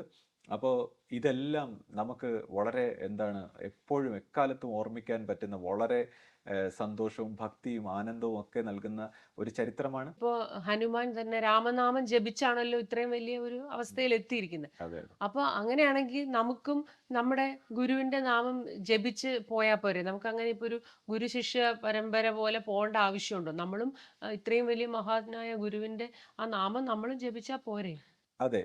ഇപ്പോ ഈ നാമത്തിന്റെ ശക്തി ഇത്ര മഹത്തരമായിട്ടാണ് പറയുന്നത്. ഇപ്പൊ നാമജപത്തിന്റെ ഒരു ശക്തിയുടെ ഒരു വളരെ ഉദാഹരണമാണ് ഹനുമാൻ സ്വാമിയിലൂടെ നമ്മൾ കാണുന്നത്. എന്നാൽ അദ്ദേഹത്തിന് മനുഷ്യരൂപത്തിൽ ഗുരു ഉണ്ടായിരുന്നു. ശ്രീരാമനും ശ്രീകൃഷ്ണനും നമ്മൾ ഇന്ന് വരെ കണ്ടിട്ടുള്ള എല്ലാ ആചാര്യന്മാർക്കും മനുഷ്യരൂപത്തിൽ ഗുരു ഉണ്ടായിരുന്നു എന്നുള്ളതാണ്. അഗസ്ത്യർ, ഭോഗർ, ഇങ്ങനെയൊക്കെയുള്ള പരമ്പരകളിലെല്ലാം, ഇപ്പോൾ സിഖ് പരമ്പരകളിലെല്ലാം നമ്മൾ ഗുരു പരമ്പര, കബീർദാസ് ഒക്കെ നമ്മൾ കണ്ടിട്ടുണ്ട്. അപ്പോൾ എന്തുകൊണ്ടാണ് മനുഷ്യരൂപത്തിൽ ഗുരു വേണം? ഇപ്പോൾ നാമജപം കൊണ്ട് ഇപ്പോൾ ഓരോ ഒരാള് ഈശ്വരന്റെ നാമം ജപിക്കുന്നതിലൂടെ തീർച്ചയായിട്ടും അദ്ദേഹത്തിന് ആധ്യാത്മിക പുരോഗതി ഉണ്ടാകുന്നുണ്ട്. എന്നാൽ നാമജപത്തിന് ആത്മസാക്ഷാത്കാരത്തിലേക്കോ മുക്തിയിലേക്കോ എത്തിക്കാൻ കഴിയില്ല എന്നുള്ളതാണ്. നാമജപം കൊണ്ട് ഒരാളുടെ മനസ്സിന്റെ അർപ്പണം കൊണ്ടും അയാളുടെ പ്രയത്നം കൊണ്ടും അയാളെ കൊണ്ട് കഴിയുന്ന രീതിയിൽ അയാൾക്ക് ഉയർന്നു പോകാം. എന്നാൽ ഒരു ഗുരു സത്യ സാക്ഷാത്കാരം അല്ലെങ്കിൽ ഗോഡ് റിയലൈസേഷൻ ഒക്കെ നേടിയ ഒരു ഗുരുവിലൂടെ മാത്രമേ നമുക്ക് ആധ്യാത്മിക പുരോഗതിയും ഈ പറയുന്ന സാക്ഷാത്കാരവും മുക്തിയും മോചനം എന്നൊക്കെ പറയുന്നുള്ള ഒരു സ്റ്റേറ്റിലേക്ക് പരിണമിക്കാൻ കഴിയൂ എന്നുള്ളത് നമ്മുടെ ഭാരതത്തിലെ ഈ ഗുരുമാർഗങ്ങൾ അല്ലെങ്കിൽ ആ ഭാരതത്തിന്റെ ഒരു ട്രഡീഷൻ നമ്മളെ എപ്പോഴും ഓർമ്മിപ്പിക്കുന്നുണ്ട്. ഇപ്പൊ നമ്മൾ ശ്രദ്ധിച്ചു കഴിഞ്ഞാൽ സിഖ് പരമ്പരയിൽ ഗുരു നാനാക്കാണ് അവരുടെ ഹെഡായിട്ട് നമ്മൾ എക്കാലവും കാണുന്നത്. അതിന്റെ ഫൗണ്ടർ ആയിട്ടുള്ള എല്ലാവരും ഗുരു നാനാക്കിനെ കുറിച്ച് അറിയുന്നുള്ളൂ. എന്നാൽ 10 പരമ്പരയായിട്ട് അത് വന്നിരിക്കുന്നതും ഓരോ ഗുരുക്കന്മാരും അതാത് സ്ഥാനത്ത് അതാത് സമയത്ത് അത് ഈശ്വര സങ്കല്പമായി ഗുരു പ്രത്യക്ഷ രൂപമായി തന്നെ ശിഷ്യ പരമ്പര കാണുകയും ബഹുമാനിക്കുകയും ചെയ്തതായിട്ടും അവസാനം അവർക്ക് ആ സ്ഥാനത്ത് ഒരു ഗുരു മനുഷ്യരൂപത്തിൽ ഇല്ലാതെ വന്നപ്പോൾ ഗുരു ഗ്രന്ഥ സാഹിബ് എന്ന് പറഞ്ഞ ആ പുസ്തകത്തെ എടുത്തതും ഒക്കെ നമ്മൾ കണ്ടിട്ടുണ്ട്. അപ്പം ഇപ്പോൾ കഴിഞ്ഞ ദിവസം തന്നെ ഞാനിപ്പോൾ രാധാസ്വാമിയെ കുറിച്ച് ഇപ്പോൾ ഗുരുകൽപ്പനമായിട്ട് സംസാരിക്കുന്നുണ്ട്. അപ്പോൾ ഈ രാധാസ്വാമി പരമ്പരയെക്കുറിച്ച് 19-ാം നൂറ്റാണ്ടിൽ ജീവിച്ചിരുന്ന സ്വാമിജി മഹാരാജ് എന്ന് പറയുന്ന രാധാസ്വാമിയെ കുറിച്ച് വളരെ ആധ്യാത്മികമായി ഉയർന്ന ഒരു ഒരു ആചാര്യനായിട്ടാണ് ഗുരു നമ്മളെ പഠിപ്പിച്ചിട്ടുള്ളത്. ഗുരു നമ്മളോട് പറഞ്ഞിട്ടുണ്ട് ആഗ്രയിൽ ജീവിച്ചിരുന്ന സ്വാമിജി മഹാരാജിനെ കുറിച്ച്. അപ്പോൾ അവരുടെ നമ്മളിപ്പോൾ വിക്കിപീഡിയയിലൊക്കെ അടിച്ച് അവരുടെ ഒരു ഫിലോസഫി പരിശോധിച്ചാൽ അതിലെ മെയിൻ ആയിട്ടുള്ള ഒരു വാചകം ഇതാണ്. അതായത് ഒരു ലിവിങ് ഗുരു ഇല്ലാതെ ആധ്യാത്മിക പുരോഗതി സാധ്യമാകില്ല എന്നുള്ളത് അത് അവർ വ്യക്തമായിട്ട് പറഞ്ഞിട്ടുണ്ട്. ഈ ഒരു കാര്യം അത് പറയുന്നത് എന്തുകൊണ്ടെന്ന് വെച്ചാൽ അവരുടെ പരമ്പര 3 പരമ്പര ലിവിങ് ഗുരുവായിട്ട് പോയതും പിന്നെ അത് ശിഥിലമായിട്ട് പോയി. അപ്പൊ അവര് തന്നെ പറയുന്നുണ്ട്, അവരൊരു സിഖ് പാരമ്പര്യത്തിൽ വന്നതുകൊണ്ട് അവർ പറയുന്നു ഗുരു ഗ്രന്ഥ സാഹിബ് പോരാ, ലിവിങ് ഗുരു തന്നെ വേണം ആത്മസാക്ഷാത്കാരത്തിന്. അപ്പൊ ആ ഒരു കാര്യം അവർ വളരെ വ്യക്തമായിട്ട് പറയുന്നുണ്ട്. അല്ലെങ്കിൽ ആ ലിവിങ് ഗുരു ഇല്ലാതെ വരുന്ന സാഹചര്യത്തിൽ നമുക്ക് ഈ ഒരു ആധ്യാത്മിക ഒരു പരിണാമം അല്ലെങ്കിൽ ഈ ഒരു അഹന്തയുടെ പരിവർത്തനം പിന്നെ ഇതൊന്നും സാധ്യമാകില്ല. കൂടാതെ ഈ ജന്മജന്മാന്തരങ്ങളായിട്ടുള്ള ഈ കർമ്മഗതികളും ഈ സംസ്കാരങ്ങളും വാസനകളിൽ നിന്നും എല്ലാം മോചിപ്പിച്ചുകൊണ്ട് ആ ഒരു പൂർണ്ണതയിലേക്ക് ഈ ഗുരുമഹിമ എന്താണെന്ന് പറഞ്ഞാൽ അത് പറഞ്ഞു തുടങ്ങിയാൽ അത് പറഞ്ഞറിയിക്കാൻ പറ്റാത്ത രീതിയിലുള്ളൊരു രഹസ്യവും എല്ലാം കൂടി ഒളിഞ്ഞിരിക്കുന്ന ഒരു കാര്യമായതുകൊണ്ട് ഒരു ലിവിങ് ഗുരു എന്നുള്ളത് അതൊരു മസ്റ്റായിട്ടുള്ള കാര്യമാണ്. അതില്ലാതെ നമുക്ക് ആധ്യാത്മികമായി പുരോഗമിച്ച് പോകാൻ കഴിയില്ല എന്നുള്ളത് നമ്മളെല്ലാവരും മനസ്സിലാക്കിയിരിക്കേണ്ട ഒരു കാര്യമാണ്. അപ്പൊ ശ്രീ, ഇപ്പോ നമ്മുടെ ആശ്രമത്തില് സെക്കൻഡ് ഗുരുവിന്റെ ഒരു കാലഘട്ടമാണല്ലോ ഇപ്പൊ കടന്നു പോകുന്നത്. അപ്പോ നമ്മുടെ ഗുരുവിന്റെ കൂടെ ഒരുപാട് വർഷങ്ങൾ ചെലവഴിച്ചിട്ടുള്ള ഒരു ശ്രീ വിനായകൻ എന്ന് പറയുന്ന ഒരാളുണ്ടല്ലോ. പുള്ളി ഇങ്ങനെ പറയുന്നതായിട്ട് ആരോ പറഞ്ഞു ഞാൻ കേട്ടു. അതായത് ഇപ്പൊ നമ്മുടെ ആശ്രമത്തിൽ നടക്കുന്ന പോലെ, അതായത് ഗുരു ശിഷ്യ പരമ്പരയായിട്ട് ഇത് പോകേണ്ട കാര്യമൊന്നുമില്ല. ഒരു സെക്കൻഡ് ഗുരുവിന്റെ ഒന്നും ആവശ്യം ഇവിടെ ഇല്ല. ഇത് ഗുരുവിനെ പ്രാർത്ഥിച്ചു പോയാൽ മതി. അപ്പോൾ ഇവിടെ നടക്കുന്ന ഇപ്പോഴത്തെ ഈ രീതികൾ ഇത് ശരിയല്ല, ഗുരു ഇങ്ങനെയല്ല പറഞ്ഞിട്ടുള്ളതെന്നൊക്കെ പറഞ്ഞ് പുള്ളി ഒരുപാട് കാര്യങ്ങൾ പറഞ്ഞതായിട്ട് നമ്മൾ ആരോ പറഞ്ഞു കേട്ടു. അപ്പം അത് എങ്ങനെ നമുക്ക് അതിനെക്കുറിച്ച് പറയാൻ പറ്റുന്നത്? അല്ല അതിപ്പോ വിനായക സാർ എന്നല്ല, ഇപ്പോ വർഷങ്ങളോളം ഗുരുവിനോടൊപ്പം ചെലവഴിച്ചു എന്നതുകൊണ്ട് മാത്രം ഗുരുവിന്റെ ഒരു ആശയമോ അല്ലെങ്കിൽ നമ്മുടെ ഇതിന്റെ ഒരു മഹത്വമോ ഒന്നും മനസ്സിലാക്കാൻ കഴിഞ്ഞെന്ന് വരില്ല. കാരണം ഇത് ഒരു അനുഭവത്തിൽ തന്നെ ഇത് തിരിച്ചറിയണമെന്നുള്ളതാണ്. ഇപ്പം ഈ അനുഭവം എന്ന് പറയുമ്പോൾ നമ്മൾ വിചാരിക്കുന്ന പോലെ ഇപ്പോൾ ദർശനങ്ങളോ അല്ലെങ്കിൽ മറ്റ് എന്തെങ്കിലും ആധ്യാത്മിക അനുഭവങ്ങളോ ഒന്നും ഉണ്ടായിട്ടും ഇത് പറയാൻ പറ്റില്ല. കാര്യം ഇപ്പോൾ ദർശനങ്ങളുണ്ടായ ഒരുപാട് വ്യക്തികളുണ്ട്. അവർ തന്നെയാണ് ഒരുപാട് ഇപ്പം നമ്മൾ ദർശനങ്ങൾ സ്വഭാവത്തിലൊക്കെ അനുഭവം വന്നിരിക്കുന്ന ഒരുപാട് പഴയ സന്യാസിമാരെ മറ്റുള്ളവരെയൊക്കെ കണ്ടിട്ടുണ്ട്. അവർ ഏത് രീതിയിൽ തെറ്റിപ്പോയതായിട്ടും അല്ലെങ്കിൽ അവരുടെ ഒരു വ്യക്തിത്വ ജീവിതത്തിൽ ഈ അഹന്ത സ്വഭാവത്തിലൊന്നും ഒരു പരിണാമവും വരുന്നില്ല. അവർക്ക് എല്ലാ പ്രശ്നങ്ങളും പ്രോബ്ലംസും എല്ലാം വളരെ തീവ്രമായിട്ട് ഉണ്ട്. കൂടാതെ അവർക്ക് ഈ പറയുന്ന കണക്ക് കുറ്റവും കുറവും ഒക്കെ പറയുന്ന ഒരു സ്വഭാവം അങ്ങനെയൊക്കെ നിലനിൽക്കുമ്പോൾ ഈ ദർശന സ്വഭാവത്തിലുള്ള അറിവല്ല ഞാൻ ഈ പറയുന്നു. വളരെ വ്യക്തമായിട്ടുള്ള ഗുരുശിഷ്യ ബന്ധത്തിൽ പരിണമിച്ച് വന്നിട്ട് വളരെ വ്യക്തമായിട്ടുള്ള ഒരു അനുഭവത്തിലൂടെ ഈ സ്വന്തം മനസ്സിൽ നിന്ന് പൂർണ്ണമായും മോചിച്ചുകൊണ്ട് ഈ ഗുരുവിൻ്റെ ഒരു എന്താ പറയുന്ന ഈ ഗുരുബോധം എന്ന് പറയുന്ന ഈ അവയർനെസ്സിലേക്ക് സ്വയം പ്രകാശമായിട്ടിരിക്കുന്ന ഈ അറിവിലേക്ക് ഉണർന്ന് തെളിഞ്ഞ് ആ ഒരു അവബോധത്തിൽ നിന്ന് ആ പ്രകാശത്തിൽ നിന്നുള്ള അറിവിൽ താൻ ആരാണെന്നും താനും ഈ ലോകവും തമ്മിലുള്ള ബന്ധം എന്താണെന്നും മറ്റ് സർവ്വചരാചരങ്ങളുമായിട്ടുള്ള ബന്ധം എന്താണെന്നും എല്ലാം തിരിച്ചറിഞ്ഞുകൊണ്ട് ഈ പരമ്പര എന്താണ്, ഈ ആശ്രമം എന്താണ്, ഗുരു എന്താണെന്നുള്ള ഒരു അറിവിലേക്ക് വന്ന ഒരു വ്യക്തിക്ക് മാത്രമേ ഈ പറയുന്ന കാര്യങ്ങൾ സംസാരിക്കാനും അല്ലെങ്കിൽ ഈ പറയുന്ന കാര്യങ്ങളെക്കുറിച്ച് ഒരു പൂർണ്ണമായ ഒരു ക്ലാരിറ്റി നൽകാൻ കഴിയും. അപ്പോൾ ഇതിപ്പോൾ അദ്ദേഹം കുറച്ചു കാലം ചെലവഴിച്ചതുകൊണ്ട് കുറേ കാര്യങ്ങൾ വാചകങ്ങളിലൂടെ ഗുരുവിനോട് സംസാരിച്ചുകൊണ്ട് വാചകങ്ങളിലൂടെ ബുദ്ധി സ്വഭാവത്തിൽ മനസ്സിലാക്കിയിട്ടുണ്ട്. അപ്പോൾ അങ്ങനെയുള്ള ഒരു ബുദ്ധി സ്വഭാവത്തിൽ മനസ്സിലാക്കിയാൽ ഇത്തരം കാര്യങ്ങൾ മനസ്സിലാക്കാൻ പറ്റില്ല എന്നുള്ളതാണ്. അപ്പോൾ അതാണ് പറയുന്നത്, ഇതൊരു ഗുരു സ്വഭാവത്തിൽ ഗുരു ശിഷ്യ ഒരു പാരസ്പര്യത്തിൽ തന്നെ വരണം. ഇപ്പം തന്നെ മറ്റു പരമ്പരകളുമായിട്ട് തട്ടിച്ചു നോക്കുമ്പോൾ നമ്മുടെ ആശ്രമത്തിൻ്റെ പ്രത്യേകത എന്താണെന്ന് നമ്മൾ നോക്കുമ്പോൾ ഇപ്പോൾ ആദ്യകാലങ്ങളിൽ ഞാൻ ഉൾപ്പെടെയുള്ളവരെല്ലാവരും നമ്മൾ ആശ്രമത്തിൽ വരുമ്പോൾ ആശ്രമത്തിൽ നമ്മൾ കണ്ടിട്ടുള്ള ആ ഗുരുവിൻ്റെ ഒരു എന്താ പറയുന്ന ഒരു പ്രത്യേകമായ ഒരു ഗുരുവിൻ്റെ ഒരു മഹിമ, നമ്മുടെ ഒരു ആശയ സ്വഭാവം, കൂടാതെ അന്ന് നമ്മളെല്ലാവരെയും ആകർഷിച്ചതെന്ന് പറഞ്ഞാൽ എല്ലാ കാര്യങ്ങളിലുമുള്ള ഒരു സൂക്ഷിപ്പ്, ഒരു ശ്രദ്ധ, എല്ലാത്തിലുമുള്ളൊരു വിനയം, സ്നേഹം, ബഹുമാനം, പിന്നെ ഓരോ ചെറിയ കർമ്മത്തിനുമുള്ള ഒരു വാലിഡിറ്റി, പിന്നെ എല്ലാത്തിലും ഒരു ശ്രദ്ധയും വൃത്തിയും ശുദ്ധിയും ഒരു പൂർണ്ണതയും എന്താ പറയുക ഒരു പ്രത്യേകമായി മറ്റെങ്ങും കണ്ടിട്ടില്ലാത്ത ഒരു ചിട്ടവട്ടങ്ങളും ഒരു ഒരു ഒരു ഒരു ഒരു അത് നമ്മളെല്ലാവരെയും സാധാരണ ലെവലിൽ നമ്മളെയൊക്കെ വളരെയധികം ആകർഷിച്ചു എന്നുള്ളതാണ്. അപ്പോൾ തീർച്ചയായിട്ടും പിന്നെ ഈ സന്യാസി സ്വഭാവത്തിലുള്ള ഒരു സിംപിളിസിറ്റി, ഗുരുവിൻ്റെ വളരെ എന്താ പറയുന്ന സിമ്പിളായിട്ടുള്ള ഒരു ലൈഫ്, അപ്പോൾ ഇതെല്ലാം നമ്മളെ വളരെയധികം സ്വാധീനിച്ചു എന്നുള്ളതാണ്. പിന്നെ ഗുരുവിൻ്റെ സത്യസന്ധത, ധാർമ്മികത, ഓരോ കാര്യങ്ങളെയും സമീപിക്കുന്ന രീതി, ഇതൊക്കെയാണ് നമ്മളെ വളരെയധികം ആകർഷിച്ചത്. പക്ഷേ നമ്മൾ ശ്രദ്ധിച്ചു കഴിഞ്ഞാൽ ഇതുപോലുള്ള ചിട്ടവട്ടങ്ങളും അല്ലെങ്കിൽ സൂക്ഷിപ്പുകളും നമ്മളെക്കാൾ കൂടുതൽ ചെയ്യുന്ന ഒരുപാട് പരമ്പരകളുണ്ട്. ലോകത്തിൽ പല സ്ഥലത്തും പല സന്യാസി മഠങ്ങളും പല ധ്യാന കേന്ദ്രങ്ങൾ, യോഗിക് സമ്പ്രദായത്തിലൊക്കെ വൃത്തിയും ശുദ്ധിയും ചിട്ടയും എല്ലാം പാലിക്കുന്ന ഒരുപാട് കേന്ദ്രങ്ങളുണ്ട്. എന്നാൽ ഈ നമ്മുടെ ഒരു പരമ്പരയുടെ ഒരു പ്രത്യേകതയായിട്ട് ഗുരു പറഞ്ഞ എപ്പോഴും ഒരു ഗുരു ഉണ്ടായിരിക്കും എന്നുള്ളതാണ്. ഈ പരമ്പരയെ നയിക്കാൻ ഒരു ഗുരു ഉണ്ടായ കാര്യം, ഈ ഗുരു ലിവിങ് ഗുരു ഉണ്ടായാൽ മാത്രമേ ഈ പറയുന്ന, അല്ലെങ്കിൽ ഈ ചിട്ടവട്ടങ്ങളും പാലിച്ചുകൊണ്ട് നമ്മൾ വെറും ഒരു മഠമായി അല്ലെങ്കിൽ വെറും ഒരു ആരാധന സമ്പ്രദായമായി അധപ്പതിച്ചു പോകും. ഏതെങ്കിലും ഇപ്പം ഗുരുവിനെ ആരാധിക്കുന്ന വെറും ഒരു ആരാധനാ സമ്പ്രദായം, പുതിയൊരു ആരാധനാ സമ്പ്രദായം കൊടുക്കാനല്ല ഗുരു വന്നത്. ഗുരു എന്ന് പറഞ്ഞാൽ മനുഷ്യന്റെ സമഗ്രമായ പരിണാമത്തിലൂടെ മനുഷ്യന് ആ മുക്തി പദത്തിലേക്ക് അല്ലെങ്കിൽ ജീവന്റെ പൂർണ്ണതയിലേക്ക് വളരാൻ വേണ്ടി, അല്ലെങ്കിൽ ഈ പറയുന്ന അന്തരീക്ഷ മലിനീകരണമായി നിന്നു പോകത്തക്ക രീതിയിൽ ഉണ്ടായ ഒരു തെറ്റ്, മനുഷ്യരാശിയുടെ കോൺഷ്യസ്നെസ്സിലുണ്ടായ തെറ്റിനെ തിരുത്തി ഗുരുമാർഗമായി ഇത് പരിണമിച്ച് പോകാനുള്ള ഒരു തിരുത്തിലേക്കാണ് ഗുരു നമ്മളെ നയിച്ചത്. അപ്പോൾ അതിൻ്റെ ആ ഒരു പ്രോസസ്സ് ആണ് നമ്മുടെ പ്രത്യേകത എന്ന് പറയുന്നത്. അപ്പോൾ ആ ഒരു ഗുരുശിഷ്യ പാരസ്പര്യത്തിലൂടെ ഒരു മനുഷ്യന്റെ സമഗ്രമായ വികസനത്തിലൂടെ അവൻ്റെ ജീവന്റെ പൂർണ്ണതയിലേക്ക് പോകുന്ന ആ ഒരു വഴിയാണ് നമ്മുടെ വ്യത്യസ്തത തന്നെ. അല്ലെങ്കിൽ പിന്നെ നമ്മളും മറ്റ് വൃത്തിയും ശുദ്ധിയും ചിട്ടയും ഈ സന്യാസത്തിന്റെ സിംപിളിസിറ്റിയും ലാളിത്യവും എല്ലാമായിട്ട് മറ്റു മഠങ്ങൾ പോലെ ആയിപ്പോവും, ഒരു ഒരു ഒരു ഒരു ഒരു ആരാധനാക്രമം പോലെ ആയിപ്പോവും, എന്തെങ്കിലും ഒരു ചിട്ടവട്ടം ആയിപ്പോവും. അപ്പം ഗുരു ഈ ഈ പറയുന്ന ഒരു തിരുത്തിനാണ് ഗുരുവിന്റെ ജീവിത ചക്രത്തിൽ നമ്മൾ പരിശോധിച്ചു കഴിഞ്ഞാൽ ഇങ്ങനെ ഒരു സൈക്കോളജിക്കലി കോൺഷ്യസ്നെസ്സിൽ വന്നുപോയ ഈ ഒരു തെറ്റിനെ തിരുത്തി എടുത്ത് ഒരു പുതിയ ധർമ്മം സൃഷ്ടിക്കാനാണ് ഗുരു ഇമ്പോർട്ടൻസ് കൊടുത്തെങ്കിൽ ഇപ്പൊ നമ്മുടെ സെക്കൻഡ് ഗുരുവായിട്ടുള്ള ഇപ്പൊ ശിഷ്യപൂജിതയുടെ കാലഘട്ടം വന്നപ്പോൾ ഈ ഗുരുമാർഗം ഉറപ്പിക്കുന്നതിനാണ് ഇമ്പോർട്ടൻസ്. അതായത് ഈ ഗുരുമാർഗം ഉറപ്പിക്കുന്നത് തന്നെ എങ്ങനെയാണ്?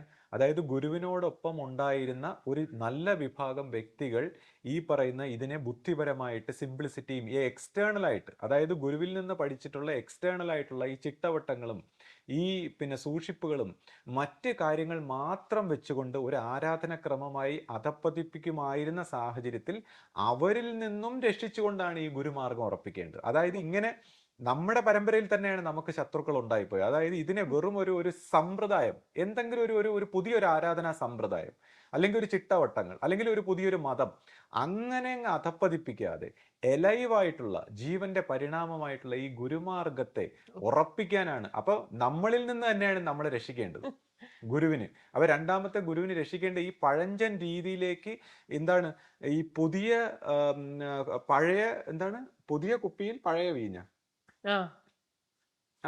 അപ്പൊ ഈ പുതിയ കുപ്പിയിൽ പഴയ വീഞ്ഞെന്ന് പറയുന്ന പോലെ ഈ സമ്പ്രദായത്തെയും ഒരു പഴയ രീതിയിലേക്ക് വെറും ഒരു ആരാധനാ സമ്പ്രദായമോ അല്ലെങ്കിൽ വെറും കുറച്ച് സന്യാസത്തിന്റെ ലാളിത്യമോ ചിട്ടവട്ടങ്ങളോ അങ്ങനെ മാത്രം ആക്കി യാന്ത്രികമായിട്ടുള്ള ഒരു മനുഷ്യ സമൂഹത്തെ സൃഷ്ടിക്കാതെ ജീവന്റെ പൂർണ്ണതയിലേക്ക് വരുന്ന ഒരു ഗുരുമാർഗമായിട്ട് നിലനിർത്താൻ, അല്ലെങ്കിൽ അതിലേക്ക് ഒരു ട്രാൻസിഷൻ പീരീഡിലൂടെ അതിലേക്ക് കടത്തിക്കൊണ്ടു പോവുക എന്നുള്ളതാണ് ഇപ്പോൾ ശിഷ്യപൂജയുടെ മേൽ വന്നിരിക്കുന്ന ആ ഒരു ധർമ്മം എന്ന് പറഞ്ഞാൽ. നമ്മുടെ ഇപ്പോൾ നമ്മൾ ശ്രദ്ധിച്ചു കഴിഞ്ഞാൽ ഈ പഴയ ഒരു നല്ല വിഭാഗം പഴയ കാലഘട്ടത്തിൽ വന്ന സന്യാസി സ്വഭാവത്തിലായാലും അല്ലെങ്കിൽ കുറച്ച് പേർക്ക് ഇങ്ങനെ ഒരു സംശയം വന്നുപോയി, കുറെ ചിട്ടവട്ടങ്ങളും കുറച്ച് ലാളിത്യവും സിംപ്ലിസിറ്റിയും എല്ലാം വെച്ചുകൊണ്ട് ഇങ്ങനെ പോയാ പോരെ, അല്ലെങ്കിൽ ഇങ്ങനെ നാമജപവും ആരാധനയും മാത്രം പോരെ. അപ്പൊ അങ്ങനെയല്ല, ഈ നമ്മുടെ ശാന്തിഗിരിയുടെ നമ്മുടെ ഒരു യുണീക്നെസ് ആയിട്ടുള്ള ഈ ഗുരുമാർഗത്തെ പ്രിസർവ് ചെയ്യുക എന്നുള്ളതാണ് ഫസ്റ്റ് പ്രിഫറൻസ്. അപ്പൊ അതാണ് ഇവിടെ നടന്നുകൊണ്ടിരിക്കുന്നത്. അപ്പം നമ്മൾ ഈ മറ്റ് ഇപ്പോൾ ഇന്ന ആളിന്റെ പ്രശ്നം, ഇന്ന ആള് സന്യാസി, അല്ലെങ്കിൽ ഇന്ന ആള് തെറ്റിച്ചു, ഇന്ന ആള് പ്രോബ്ലം, അപ്പോൾ ഇതിനൊന്നും സത്യം പറഞ്ഞാൽ ഗുരു ഇമ്പോർട്ടൻസ് കൊടുക്കുന്നില്ല. കാര്യം ഗുരുമാർഗം ഉറപ്പിച്ചിട്ട് വേണമല്ലോ മറ്റു കാര്യങ്ങൾ തിരുത്താൻ. ഇപ്പോൾ ഗുരുവിനിപ്പോൾ ഈ പറഞ്ഞ പോലെ ലോകത്തിന്റെ എന്താണ് സമൂലമായ പരിവർത്തനത്തിന്റെ ഭാഗമായി ഗുരു നമ്മളെ പോലുള്ള സാധാരണക്കാരെ ഒരു സ്പെസിമനാക്കി എടുത്തു വെച്ചുകൊണ്ട് പരിവർത്തനപ്പെടുത്തുമ്പോൾ അതിൻ്റെതായ കുഴപ്പങ്ങളും ഗുണങ്ങളും ദോഷങ്ങളും എല്ലാം നമ്മൾ കാണുന്നുണ്ട്. പക്ഷെ ആ സാഹചര്യത്തിൽ വന്ന് മറ്റുള്ളവനെ കുറ്റം പറയുന്ന, മറ്റുള്ളവരുടെ കുഴപ്പങ്ങൾ കാണുന്ന ആ ഒരു സംസ്കാരത്തിൽ നിന്ന് നമ്മളെ തിരുത്തി അവനവന്റെ പരിവർത്തനത്തിന് പ്രാധാന്യം നൽകാൻ. ഇപ്പൊ രമണ മഹർഷിയുടെ ആശ്രമത്തിൽ വന്നിരുന്ന മറ്റൊരാളിരുന്ന് ഉറങ്ങുന്നെന്ന് പറയുമ്പോൾ രമണ മഹർഷി പറയും, മറ്റൊരാളെ കാര്യം നോക്കാൻ നീ നിന്റെ കാര്യം നോക്ക് എന്ന് പറയും. അപ്പം നമ്മുടെ ഗുരു ഇപ്പൊ ഇവര് ഈ ചർച്ച ചെയ്യുന്നവരെ ഞാൻ കണ്ടു. അതായത് മറ്റുള്ളവരുടെ ഈ കുഴപ്പങ്ങളൊക്കെ കണ്ട് ഇന്ന സന്യാസിക്ക് കുഴപ്പമുണ്ട്, ഇന്ന ആള് പ്രശ്നമാണ് എന്നൊക്കെ പറഞ്ഞുകൊണ്ട് ചർച്ച ചെയ്യുമ്പോൾ ഇത് ധർമ്മത്തിന്റെ മൂല്യച്യുതിയല്ലേ, ധർമ്മം നമ്മൾ സംരക്ഷിക്കണ്ടേ എന്നൊക്കെ ചോദിക്കുമ്പോൾ എന്താണ് ധർമ്മം? അവനവനെ തിരുത്തുക എന്നുള്ളതാണ് ധർമ്മം. ആ ശ്രമം എന്ന് പറയുന്നത് അവനവനെ തിരുത്താൻ, നമ്മുടെ വ്യക്തിത്വത്തിന്റെ സമൂലമായ പരിവർത്തനത്തിന് വേണ്ടിയാണ് നമ്മൾ വന്നിരിക്കുന്നത്. അപ്പോൾ ലോകത്തിനെ തിരുത്തുന്നത് എങ്ങനെയാണ്? നമ്മളെ തിരുത്തുന്നതിലൂടെ. അതായത് നമ്മൾ ലോകത്തിന്റെ ഭാഗമാണ്, നമ്മൾ ഓരോരുത്തരും ചേരുന്നതാണ് ലോകം. അപ്പോൾ നമ്മളെ തിരുത്തുമ്പോൾ ആ തിരുത്തുന്നതിലൂടെ നമ്മൾ ലോകത്തിനെയാണ് തിരുത്തുന്നത്. അങ്ങനെ നമ്മൾ എത്രത്തോളം ഉയരുന്നോ അത്രത്തോളം നമ്മൾ ലോകത്തെ തിരുത്തുകയാണ്. അപ്പം ഇതാണ് കാര്യം. അല്ല മറ്റുള്ളവരെ തിരുത്തുക എന്നുള്ള അല്ല, അല്ലെങ്കിൽ ലോകത്തിനെ തിരുത്തുക എന്നുള്ള അല്ല. ഇത് ഒരു ഗുരുക്കന്മാരും പറഞ്ഞിട്ടില്ല. മറ്റുള്ളവരെ തിരുത്താനോ ലോകത്തിൽ തിരുത്താനോ അങ്ങനെ ധർമ്മം സംരക്ഷിക്കാൻ ആരും പറഞ്ഞിട്ടില്ല. ധർമ്മം സ്വയം അവനവനിലൂടെ ആ ധർമ്മത്തെ സംരക്ഷിക്കൂ, തിരുത്തൂ. ഇപ്പൊ തന്നെ നമ്മൾ അധർമ്മം എന്ന് പറയുന്നു, ചുറ്റുവട്ടത്ത് ഈ ധർമ്മമില്ലായ്മയെല്ലാം നമ്മൾ പറയുന്നു. അതെന്തുകൊണ്ടാണ്? നമ്മൾ അങ്ങനെ ധർമ്മമില്ലായ്മ കണ്ടെങ്കിൽ അത് നമ്മുടെ ഉള്ളിൽ ആ കുറവുണ്ടെന്നുള്ളതാണ്. ഇത്രയും അധർമ്മങ്ങൾ നമ്മൾ ഈ ലോകത്തിൽ കാണുമ്പോൾ ആ അധർമ്മം നമ്മുടെ ഉള്ളിലുള്ളത് കൊണ്ടാണ് നമ്മൾ കാണുന്നത്. അപ്പം ഫസ്റ്റ് വർക്ക് സ്റ്റാർട്ട് ചെയ്യാൻ പറയും ഗുരുക്കന്മാര്, നമ്മളിലൂടെ സ്റ്റാർട്ട് ചെയ്യും. നിങ്ങൾ ഈ അധർമ്മം കാണാൻ തക്കവണ്ണമുള്ള കണ്ണ് നിങ്ങളിൽ എങ്ങനെ ഉണ്ടായി, ഇത് നിങ്ങൾ തിരുത്തൂ. അങ്ങനെ തിരുത്തി തിരുത്തി തിരുത്തി ഈശ്വരന്റെ കണ്ണുകൾ കിട്ടുമ്പോൾ ഒന്നുമില്ല, എല്ലാം നന്മയായിട്ട് കാണണം. അപ്പൊ അങ്ങനെ നന്മയുള്ള മനുഷ്യ സമൂഹങ്ങൾ ഉണ്ടാകുമ്പോഴാണ് ലോകം ശരിയാവുന്നത്. അപ്പൊ അതുകൊണ്ടാണ് രമണ മഹർഷിയോട് ഒരാൾ ചോദിച്ചു, മറ്റുള്ളവരോട് നമ്മുടെ പെരുമാറ്റം എങ്ങനെ ആയിരിക്കണം? അപ്പൊ രമണ മഹർഷി പറഞ്ഞു, ആരാണ് മറ്റുള്ളവർ? മറ്റുള്ളവരായിട്ട് ആരുമില്ലല്ലോ, തന്നിൽ നിന്ന് അന്യമായ ഒന്നുമില്ലെന്ന് കാണുന്നു സർവവും. അപ്പം ഈ മറ്റുള്ളവരെന്ന് പറയാതെ ഈ നമ്മുടെ മനസ്സിലൂടെ കടന്നു പോകുമ്പോൾ യൂണിവേഴ്സൽ ആയിട്ടുള്ള ഒരു മനസ്സിൽ ചെല്ലുമ്പോൾ ഈ മറ്റുള്ളവരായിരിക്കുന്നു. അപ്പൊ അതുകൊണ്ടാണ് നമ്മുടെ അവനവന്റെ മനസ്സിന്റെ ആ തിന്മ, ഈ മറ്റുള്ളവരുടെ ഈ കുഴപ്പങ്ങൾ നമ്മൾ പറയുമ്പോൾ നമ്മുടെ മനസ്സിന്റെ തിന്മ നമ്മൾ കാണാത്തോണ്ടാണ്. അപ്പോൾ ഇപ്പൊ ഈ മറ്റുള്ളവരുടെ കുഴപ്പങ്ങളും അല്ലെങ്കിൽ ഇവരാണ് തെറ്റിക്കുന്ന മറ്റവരാണ് തെറ്റിക്കുന്നതെന്നൊക്കെ പറഞ്ഞുകൊണ്ട് നമ്മൾ പ്രവർത്തിക്കുമ്പോൾ തന്നെ നമ്മുടെ തെറ്റുകൾ നമ്മൾ കാണാത്തതുകൊണ്ടാണ്. ഒരുപക്ഷെ മനസ്സിനെ കുറിച്ചുള്ള ഒരു പെർസെപ്ഷൻ അല്ലെങ്കിൽ മെഡിറ്റേറ്റീവ് ആയിട്ട് ധ്യാന സ്വഭാവത്തിൽ ഒബ്സർവേഷനിലൂടെ ഈ മനസ്സ് എന്താണെന്ന് കാണാത്തത് കൊണ്ടാണ് നമ്മൾ ഈ പ്രശ്നങ്ങളെല്ലാം പുറത്ത് കാണുന്നത്. എല്ലാ പ്രശ്നങ്ങളും അകത്താണെന്ന് കണ്ട് ഓരോ വ്യക്തികളും അകത്തേക്ക് പോയി പരിവർത്തനപ്പെടുന്നതിൻ്റെ ഭാഗമായി ഞാൻ നേരത്തെ പറഞ്ഞ ആ ഡിവൈൻ കോൺഷ്യസ്നെസ്സിനോട് അടുക്കുമ്പോൾ നമ്മുടെ വിഷൻ ക്ലിയറായി, നമുക്ക് സ്നേഹമായി, ശാന്തിയായി, സമാധാനമായി അത് നമ്മളിലൂടെ ലോകത്തിലേക്ക് വ്യാപിക്കുക. ഇതാണ് ആ ധർമ്മ ഉദ്ധാരണം എന്ന് പറയുന്നത്. എല്ലാ ഗുരുക്കന്മാരും ചെയ്തിരിക്കുന്ന ധർമ്മ ഉദ്ധാരണം ഇതാണ്. അപ്പോൾ അതിലേക്ക് ഈ ഗുരുമാർഗത്തിലൂടെ ഈ ഓരോ വ്യക്തികളെയും പരിണമിപ്പിക്കണമെങ്കിൽ, ഓരോ വ്യക്തികളെയും ചേഞ്ച് ആക്കണമെങ്കിൽ, ഓരോ വ്യക്തികളുടെയും എല്ലാ പ്രശ്നങ്ങളെയും പ്രോബ്ലങ്ങളെയും അവരുടെ ഇഷ്യൂസിനെയും അവരുടെ എല്ലാ കാര്യങ്ങളെയും ക്ലിയർ ആക്കി അവരെ പരിണമിപ്പിക്കണമെങ്കിൽ, ഈ ഒരു ഡിവൈൻ കോൺഷ്യസ്നെസ്സിലേക്ക് ഉയർത്തണമെങ്കിൽ അവിടെ ഒരു ഗുരുവിൻ്റെ ആവശ്യമുണ്ട്. അപ്പോൾ ആ ഗുരുമാർഗം അതാണ് നമ്മുടെ ഒരു ക്വാളിറ്റി എന്ന് പറയുന്നത്. അപ്പോൾ ആ ഗുരുമാർഗത്തിൽ തന്നെ നമ്മളിപ്പോൾ പൂജിത പീഠം സമർപ്പണം എന്നൊക്കെ പറഞ്ഞ് നമ്മളിപ്പോൾ ഒരു ആഘോഷത്തിലേക്ക് കടക്കുകയാണ്. അപ്പോൾ ഈ പൂജിത പീഠം എന്നൊക്കെ പറയുമ്പോൾ എല്ലാവരും അത് ശിഷ്യപൂജിതയുടെ ശിഷ്യപൂജിതയുമായി ബന്ധപ്പെട്ട്, യഥാർത്ഥത്തിൽ ശിഷ്യപൂജിതയുമായി ബന്ധപ്പെട്ടല്ല, നമ്മുടെ ആശ്രമത്തിൻ്റെ ഏറ്റവും മഹനീയമായ ഒരു കർമ്മത്തിൻ്റെ പൂർത്തീകരണമാണ്. അതായത് ഒരു ജീവൻ, ഒരു ശിഷ്യൻ ഗുരു ബോധത്തിലേക്ക് ഉയർത്തപ്പെട്ട ഒരു മഹനീയമായ ഒരു സംഭവമാണിത്. അതിൻ്റെ ഒരു പൂർത്തീകരണമാണ്. അപ്പോൾ ഒരു ശിഷ്യൻ, ഇപ്പോൾ ഫൗണ്ടർ ഗുരുക്കന്മാർ അവതാര സ്വഭാവത്തിൽ വന്ന് ഇത് പൂർത്തീകരിക്കുന്നത് പോലെ അല്ല, ഒരു ശിഷ്യനെ ഈ ഗുരുബോധത്തിലേക്ക് ഉയർത്തുക എന്ന് പറയുന്ന ഒരു പാത്ത് വെട്ടിത്തെളിച്ചു എന്നുള്ളതാണ്, ഒരു പുതിയ വഴിയാണത്.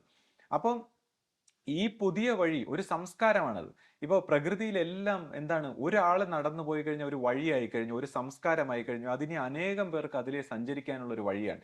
അപ്പോൾ ശിഷ്യ പരമ്പരയ്ക്ക് ആ ഗുരുബോധത്തിലേക്ക് പരിണമിക്കാനുള്ള അതിൻ്റെ ഒരു പൂർത്തീകരണത്തിൻ്റെ ഒരു ആഘോഷമാണ് ഈ പറയുന്ന പൂജിത പീഠം സമർപ്പണം. അതുകൊണ്ട് തന്നെ ആശ്രമത്തെ സംബന്ധിച്ച് ഏറ്റവും മഹനീയമായ ഒരു വഴിയാണിത്. ഇതൊരു പാത്താണ്. ഈ ഒരു സംസ്കാരത്തിൻ്റെ ഓർമ്മയായിട്ട്, ഈ ഒരു കർമ്മത്തിൻ്റെ ഒരു മെമ്മറി ആയിട്ട് നമ്മളെല്ലാം ഈ ഒരു കർമ്മത്തിൽ പാർട്ടിസിപ്പേറ്റ് ചെയ്യുമ്പോൾ നമ്മളും ഈ ഗുരുബോധത്തിലേക്ക് ഉയരാനുള്ള ഒരു അവകാശിയായി മാറുകയാണ്. അത് വളരാനുള്ള ഒരു അവസരമാണ്. അപ്പോൾ എല്ലാവർക്കും ഈ മംഗള കർമ്മത്തിലേക്ക്, മംഗളത്തിൻ്റെ സുദിനത്തിലേക്ക്, മംഗളത്തിൻ്റെ ആ വഴിയിലേക്ക് വളരാൻ ഒരു അവസരമായിട്ട് ഞാനിതിനെ കാണുന്നു.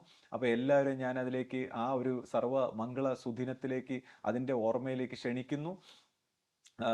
അതിനോടൊപ്പം ഈ പറയുന്ന ഗുരുശിഷ്യ ബന്ധത്തിൻ്റെ ഒരു അനുഭവം കൂടി എൻ്റെ ജീവിതത്തിൽ ഉണ്ടായ ഒരു അനുഭവം. ഇപ്പോൾ ഈ അടുത്ത കാലത്ത് ഞാനൊരു സമയത്ത് ഇങ്ങനെ പറയുന്നുണ്ട്, എനിക്ക് ഞാനിങ്ങനെ അന്വേഷിച്ച് വന്നപ്പോൾ ഗുരു ശരീരം ഉപേക്ഷിച്ച് പോയപ്പോൾ വളരെയധികം വിഷമിച്ചതായിട്ടും അങ്ങനെയൊക്കെ പറഞ്ഞ് അടുത്ത ഒരു ദിവസം ശിഷ്യപൂജിതയുടെ മുന്നിൽ ഇങ്ങനെ ഗുരുദർശനത്തിനായി ചെല്ലുമ്പോൾ പെട്ടെന്ന് നമസ്കരിച്ചിട്ട് ഒന്ന് എഴുന്നേൽക്കുന്നതിന് മുമ്പ് തന്നെ നമ്മുടെ മുമ്പിൽ വളരെ വലിയ ഹൈറ്റുള്ള ഒരാൾ ഒന്ന് വന്ന് നിൽക്കുകയും പെട്ടെന്ന് നമുക്ക് ഗുരുവിനെ പോലും കാണാൻ പറ്റാത്ത രീതിയിൽ വരുമ്പോൾ ഒരു നിമിഷം ഒന്നൊരു ഗ്ലിംസ് ആയിട്ട് ശിഷ്യഭൂത ഇങ്ങനെ കണ്ടപ്പോൾ എന്തോ ഒരു കാറ്റടിക്കുന്ന പോലെ എൻ്റെ മുഖത്തേക്ക് ഒരു എനർജി എനിക്ക് ഇങ്ങനെ ഒരു ഫീൽ ചെയ്തു.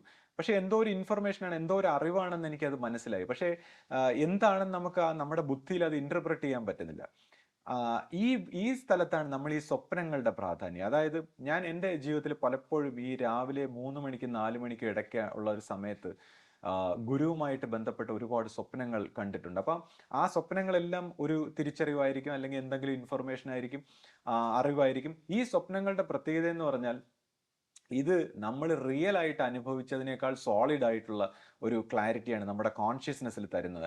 എന്താന്ന് വെച്ചാൽ ഇപ്പം നമ്മൾ നോക്കിക്കഴിഞ്ഞാൽ നമ്മൾ പാസ്റ്റിൽ അനുഭവിച്ചിരിക്കുന്ന എല്ലാ അനുഭവങ്ങളും ഇന്ന് നമ്മൾ നോക്കുമ്പോൾ വെറും മെമ്മറീസ് ആണ്. അപ്പോൾ ഈ സ്വപ്ന സ്വഭാവത്തിൽ ഗുരു ചില അനുഭവങ്ങൾ നമുക്ക് തരുമ്പോൾ ഇതും നമ്മുടെ മെമ്മറിയായി മാറുകയാണ്. ആക്ച്വലി നമുക്കിത് പാസ്റ്റായിട്ട് റിയൽ ആയിട്ട് സംഭവിച്ചതാണോ പിന്നെ സ്വപ്നമാണോ എന്ന് ഡിറ്റർമിൻ ചെയ്യുന്ന നമ്മുടെ റിയാലിറ്റി എത്രത്തോളം നമ്മുടെ ബ്രെയിനിൽ ഇംപ്രിന്റ് ആയി എന്നുള്ളതിനനുസരിച്ചാണ്. പക്ഷെ ഇതുപോലുള്ള സ്വപ്നങ്ങൾ വളരെ റിയൽ ആയിട്ട് നമ്മുടെ ബ്രെയിനിൽ ഇംപ്രിന്റ് ആവുമ്പോൾ നമുക്ക് റിയൽ ആയിട്ട് ഇത് സംഭവിച്ചതുപോലുള്ള ഒരു ഗുണം തന്നെ കിട്ടുകയാണ്.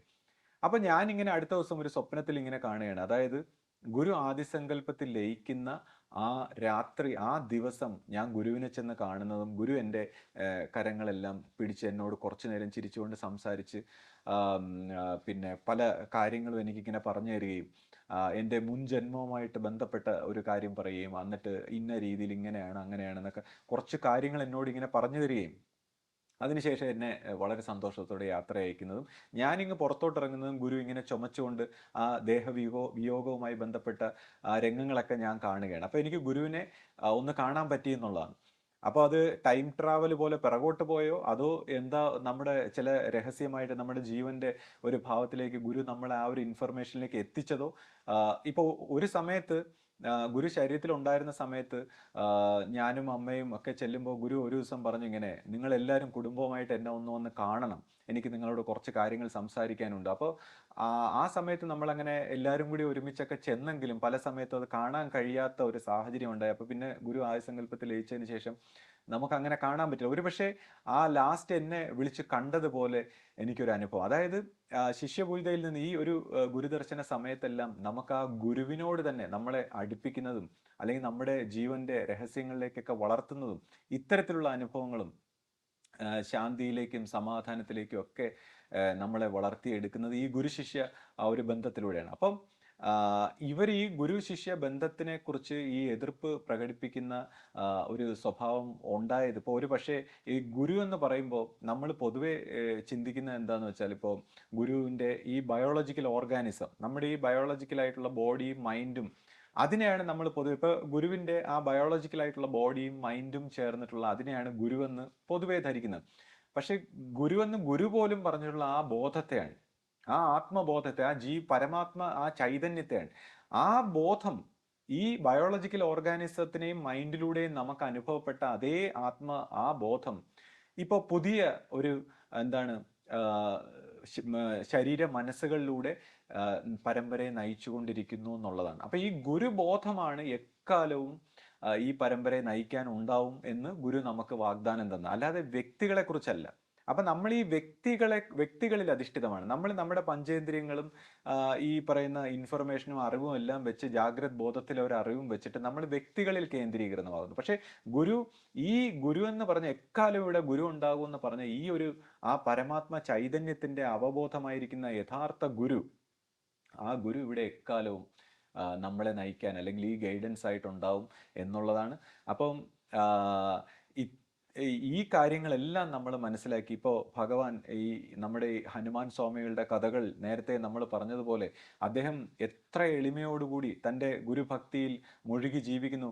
ഈ ഹനുമാൻ സ്വാമികളുടെ ജീവചരിത്രത്തിൽ ശ്രദ്ധിച്ചു കഴിഞ്ഞാൽ ശ്രീരാമന്റെ കാൽപാദ സ്പർശമേറ്റിട്ട് ശാപമോഷം കിട്ടിയ പല വ്യക്തികളെ കുറിച്ച് പറയുന്നത് പോലെ തന്നെ ഹനുമാൻ സ്വാമിയുടെ എന്താണ് ചെല്ലുമ്പോൾ കാലങ്ങളായി അദ്ദേഹത്തെ കാത്തിരുന്നതായിട്ടും ശാപമോഷം കിട്ടുന്നതായിട്ടൊക്കെ നമ്മൾ കണ്ടിട്ടുണ്ട്. അപ്പം അദ്ദേഹം അപ്പോൾ പറയുന്നത്, ഇത് ഞാനൊന്നുമല്ല, എൻ്റെ ഭഗവാൻ രാമന്റെ ഗുണമാണ്, ഞാൻ ചെയ്തതല്ല എന്നാണ് അദ്ദേഹം പറയുന്നത്. അപ്പോൾ ഇത്രയും ആ വിനയമുള്ള, ഇത്രയും ഭക്തിഭാവനയിൽ ജീവിക്കാനും ആ ഗുരുഭക്തിയിൽ ആ ഗുരുശിഷ്യ ബന്ധത്തിൽ വളരാനും എല്ലാം ഉള്ളൊരു സാഹചര്യമാണ് നമുക്കിവിടെ ഗുരു ഒരുക്കി തന്നിരിക്കുന്നത്. അപ്പോൾ ആ ഒരു പൂർണ്ണതയിലേക്ക് പോകാൻ ഈ ഗുരുശിഷ്യ ബന്ധവും ഈ ഗുരുശിഷ്യ പാരസ്പര്യവും ഈ അറിവുകളും എല്ലാം നമ്മളെ സഹായിക്കട്ടെ. നമുക്ക് ഈ പറഞ്ഞ ആ ഗുരുബോധത്തിലേക്ക് ഉയരാനുള്ള അവസരങ്ങൾ ഉണ്ടാകട്ടെ എന്നെല്ലാം പ്രാർത്ഥിച്ചുകൊണ്ട് സദ്ഗുരുവേ ശരണം. സദ്ഗുരുവേ ശരണം.